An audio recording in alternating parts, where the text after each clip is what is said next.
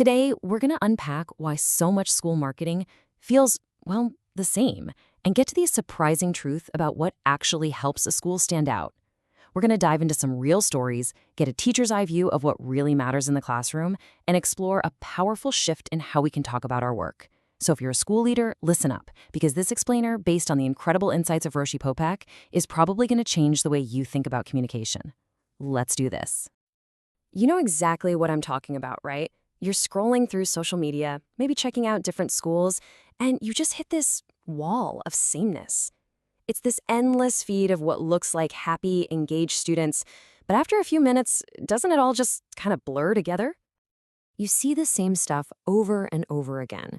There's the cool science experiment, the kids painting something beautiful, some impressive Lego tower, and of course, just so many smiling faces. And look, that's all great, but from a distance, it's pretty much impossible to tell one school's vibrant community from another's. They're all showing what they do, but the real story, the one that matters, it's getting lost in the noise. So how do we find that real story?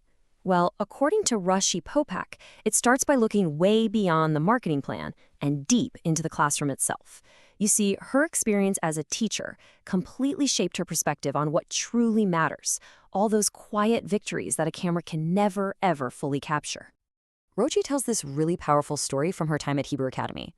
A young girl joined her class in the 3rd grade, and she was quiet, really hesitant. You could just feel that she was unsure of herself, kind of lost in her own shell. She was the kind of student whose real progress you'd never be able to measure in a single flashy photo. Okay, but now, fast forward a few years, that same quiet girl was asked if she'd be in the school's promotional film. And you know what? She said yes. She stood right there in front of that camera, not as a hesitant child, but as this confident, grounded, and totally ready young woman. And that right there is when the real story snaps into focus. Rochie explains it perfectly. She says the film itself wasn't really the point. The fact that this student chose to be there, that she had the self-assurance to do it, that was the real story.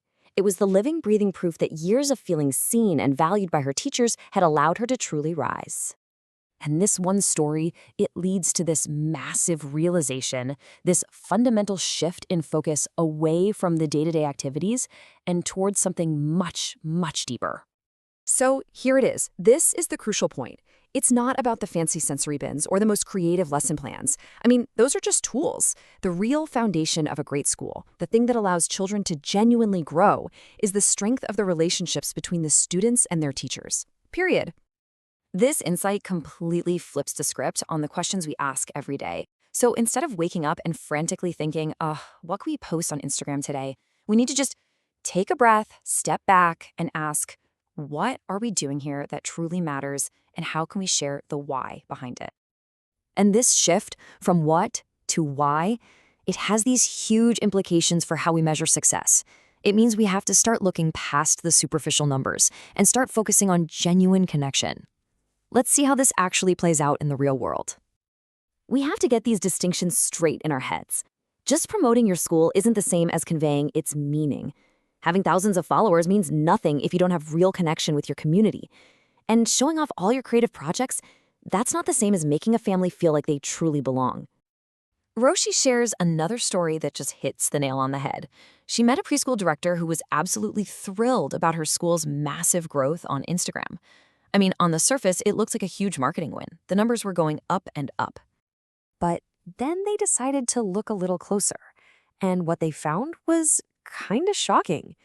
A staggering 95% of her new followers were other schools from way out of state who just wanted to get curriculum ideas.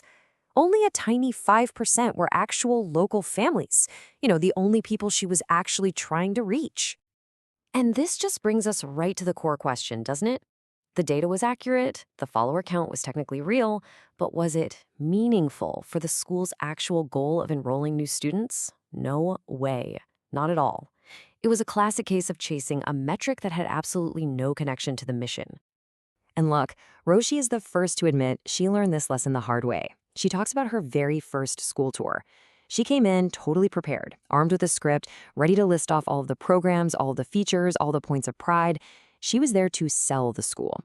But the tour only clicked, it only became successful when she threw that script out the window. when she stopped presenting and just started listening to the parents, to their hopes, their fears, everything they had for their child.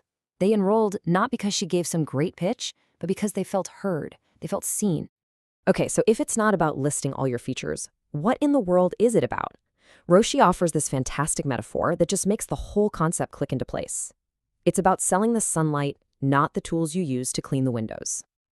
Think about it like this. Schools love showing off their tools, right? The brand new STEM lab, the innovative curriculum, the impressive projects. That's the ladder, the rag, the cleaning solution. But what parents are actually buying is the outcome. They want the sunlight. They want that warmth, that feeling of a brighter home, a brighter future for their child. They want the feeling. So here's the game plan. It's a better way forward. First, show the value of the experience, not just the features. Second, reveal the human connection that's happening, not just how creative you are. And third, clarify your intention, your purpose. Don't just strive for empty attention. Because here's the bottom line, folks. A cool, creative post might get you a moment of attention, sure. But sharing the meaning behind what you do, sharing that why, that's what earns you lasting trust. And trust is the bedrock of any strong school community. And all of this leads us to one final, really powerful idea. It's a question that, if we really take it to heart, has the power to change absolutely everything about how we communicate. As Rochie puts it so perfectly, sharing content is easy. Anyone can do it. But real leaders, the ones who build communities that actually last, they share purpose. They share the why. And that leaves us with this final thought to really chew on. What would happen? What would actually shift if we all just stopped selling? If we stopped listing our features and instead focused all of our energy on simply showing the world and the families right in our neighborhood why our schools truly, deeply matter? Just imagine. What would that change?